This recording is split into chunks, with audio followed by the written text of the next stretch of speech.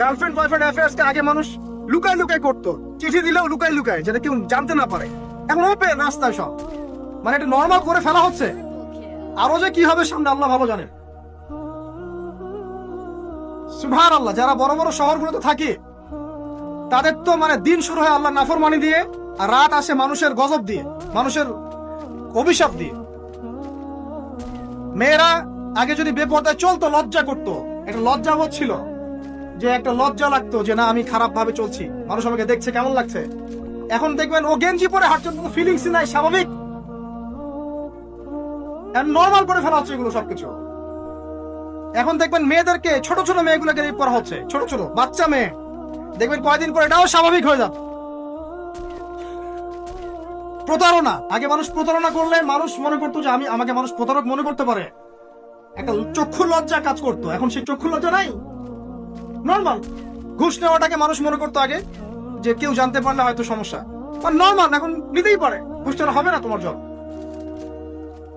করাপশনে মানুষ গেলে মানুষ ভয় করতো যদি জেনে যায় আমার চাকরি থাকবে না।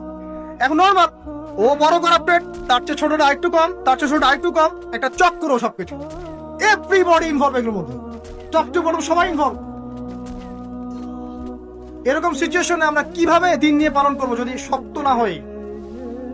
সব চলে যাচ্ছে, আজ থেকে সব চলে যাচ্ছে। একটা সময় ছিল একজন মুসলিম ব্যক্তিকে অন্যায়ভাবে মেরে ফেলবে, একজন মুসলিম নারীকে অন্যায়ভাবে রেপ করবে, মানুষ চিন্তাই করতে পারত।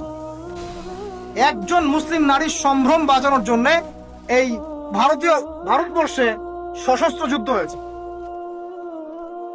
বিন কাসিমের নেতৃত্বে, একটা মেয়ের ইজ্জত বাঁচানোর ইস্যুকে কেন্দ্র করে।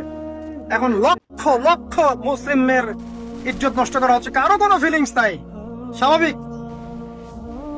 একটা রাষ্ট্রদূতকে হত্যা করেছিল তাবুক যুদ্ধের সময়, নবী সাল্লাল্লাহু আলাইহি ওয়াসাল্লাম 30,000 সৈন্য নিয়ে ধাওয়া করেছিলেন। এত বড় সাহস, আমার রাষ্ট্রদূতকে হত্যা করো? এখন সারা বিশ্বে লক্ষ লক্ষ মুসলিম হত্যা করা হয়েছে, কারো কোনো ফিলিংস নাই। মানে আমি বোঝাতে যাচ্ছি আপনাদেরকে, সবকিছুকে নর্মাল করে ফেলা হয়েছে। কয়দিন পর দেখবেন ছেলে ছেলে নর্মালি বিয়ে করে ফেলবে।